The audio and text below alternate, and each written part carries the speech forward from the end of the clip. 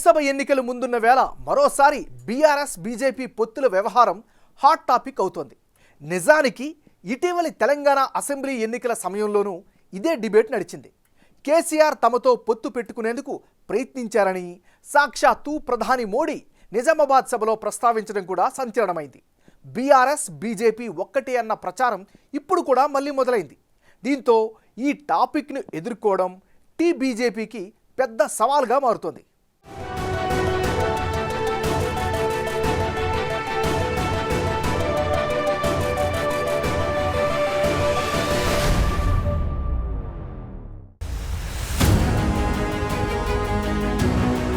తెలంగాణ రాజకీయాల్లో విచిత్ర వాతావరణం కనిపిస్తోంది. అదేంటో గానీ ఏ ఎన్నికలొచ్చినా బీజేపీ బీఆర్ఎస్ ఒక్కటే అన్న టాపిక్ తెరపైకొస్తూ హాట్ టాపిక్గా మారుతోంది. ఎందుకు వస్తుందో ఎలా వస్తుందో గానీ వస్తోంది. ఇందుకు కారణాలు కూడా లేకపోలేదు. ఇటీవల అసెంబ్లీ ఎన్నికల ముందు ఎమ్మెల్యే కవిత ఇష్యూ కీలకంగా మారింది. ఢిల్లీ లిక్కర్ కేసులో అందరినీ విచారించి అరెస్టుల దాకా వెళ్లిన పరిస్థితి ఉంటే కవిత విషయంలో మాత్రం ఈడీ దూకుడుగా లేకపోవడం వంటివి జనంలో చర్చకు దారితీశాయి. ఆ రెండు పార్టీలు ఒక్కటే అనే టాపిక్కు బలం చేకూర్చింది. మరిప్పుడు పార్లమెంట్ ఎన్నికల ముంగిట కూడా ఇదే టాపిక్ మరోసారి తెరపైకొస్తోంది.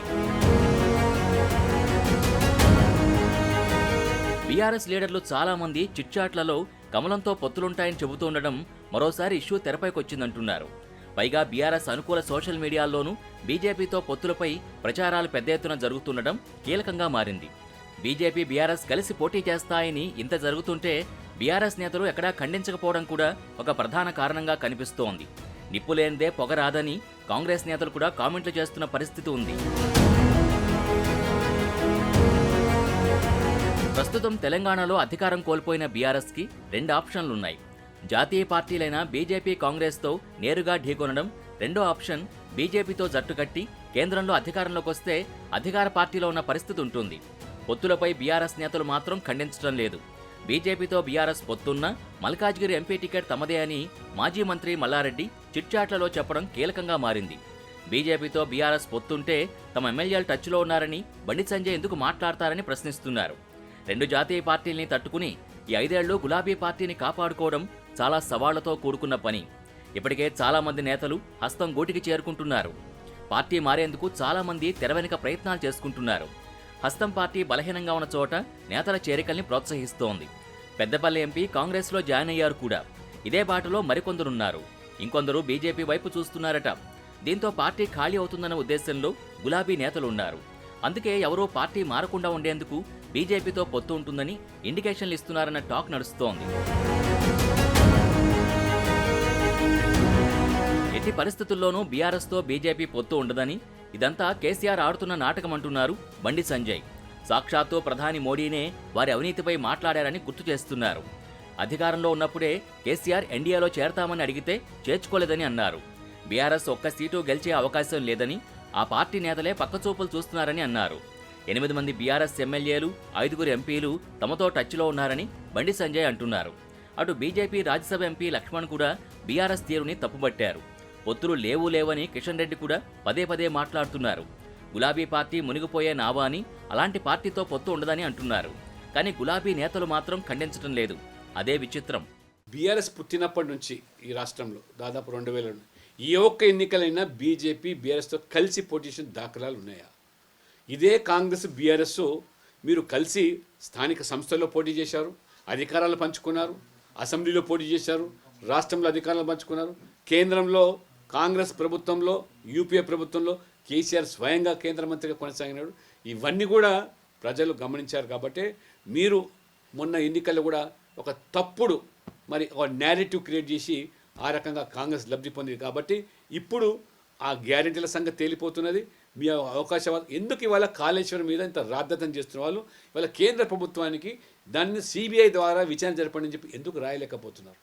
ఎందుకు ఇవాళ వాస్తవంగా ఇవాళ బీఆర్ఎస్ అన్ని ఆడ ఉన్నటువంటి సిట్టింగ్ ఎంపీలు ఎమ్మెల్యేలు చాలామంది 190 మంది పక్కచూపులు చూస్తున్నారు.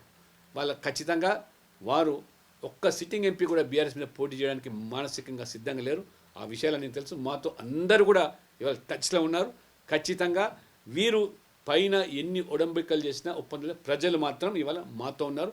మోదీ నాయకత్వాన్ని బలపరుస్తున్నారు. మోదీ కావాలని కోరుకుంటున్నారు. కాబట్టి అసెంబ్లీ ఎన్నికలు వేరు, పార్లమెంట్ ఎన్నికలు. నిజానికి ఇటీవల అసెంబ్లీ ఎన్నికల టైంలో బీఆర్ఎస్ బీజేపీ పొత్తు ప్రచారమే చాలా వరకు దెబ్బతీసిందని కమలం నేతలు అనుకుంటున్నారు. అలాంటిది ఇప్పుడు కూడా పార్లమెంట్ ఎన్నికల సమయంలో ఇదే సీన్ రిపీట్ అవుతుండటంతో నేతలు ఆందోళనలో ఉన్నారు. గతంలో 4 సీట్లు గెలిస్తే ఇప్పుడు అది ఎటుదారి తీస్తుందన్న టెన్షన్లో ఉన్నారు. అందుకే బీజేపీ నేతలందరూ ముక్తకంఠంతో బీఆర్ఎస్తో పొత్తు లేదని వరుసగా ప్రకటనలు చేస్తున్నారు.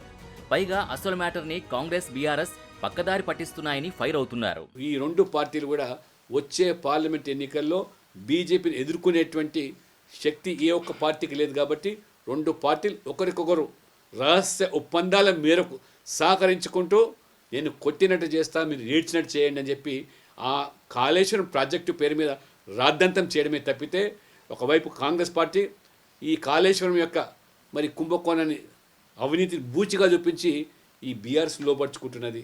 బీఆర్ఎస్ ఏమో కృష్ణ మరి నీళ్ళ పేరు మీద వారు రాద్ధాంతం చేయడం తప్పితే, ఈ రెండు పార్టీలు కూడా ఇవాళ భారతీయ జనతా పార్టీ తెలంగాణలో ఇవాళ ఒక మరి విజయ బాటలో ముందుకు పోతుంది. కాబట్టి 17 సీట్లలో ఇవాళ ధీటుగా పోటీ భారతీయ జనతా పార్టీ ఇవ్వగలుగుతుందని చెప్పి గ్రహించి ఇవాళ ఢిల్లీ పెద్దలు కూడా కాంగ్రెస్ పార్టీ ఇవాళ బీఆర్ఎస్ను బతికించేదానికే వాళ్ళు కుట్రలు పడుతున్నారు.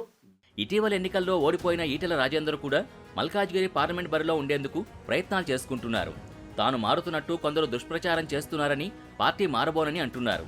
మొత్తంగా పొత్తులు ఎత్తులు తెలంగాణ ఎంపీ ఎన్నికల్లో రాజకీయాన్ని రసకందాయంలో పడేస్తున్నాయి. ఇందుకు కారణాలున్నాయి. ఏ యాంగిల్లో చూసినా కాంగ్రెస్కు ఇప్పుడు అడ్వాంటేజ్ కనిపిస్తోంది. తెలంగాణలో ఇప్పటికిప్పుడు ఎన్నికలు జరిగితే బీజేపీకి 3 లోపు, బీఆర్ఎస్ కూడా 3 లోపు సీట్లు వస్తాయని, కాంగ్రెస్కు 10+ వస్తాయని సీ ఓటర్ సంస్థ వెల్లడించింది. బీఆర్ఎస్ బీజేపీ కలిసి పోటీ చేస్తే 14 సీట్లు వచ్చేలా స్వీప్ చేస్తారన్న లెక్కలు తెరపైకొచ్చాయి. దీంతో పొత్తుల చుట్టూ రాజకీయం తిరుగుతోంది. కలిసి పోటీ చేస్తే కథ ఎలా ఉంటుందో గానీ అసలుకే ఎసరొచ్చే ప్రమాదం ఉందని బీజేపీ అనుకుంటోంది. దీంతో బీఆర్ఎస్కే ఎక్కువ లాభం జరుగుతుందని కమలం నేతలు అనుకుంటున్నారు. అందుకే పొత్తు గిత్తు జాంతానాయ్ అంటూ కామెంట్లు చేస్తున్నారు. పైగా బీజేపీ కొంచెం స్పీడ్ పెంచితే బీఆర్ఎస్ని 3వ స్థానానికి పరిమితం చేసే అవకాశాలు కూడా కనిపిస్తున్నాయి. మరి ఏం జరుగుతుందన్నది చూడాలి.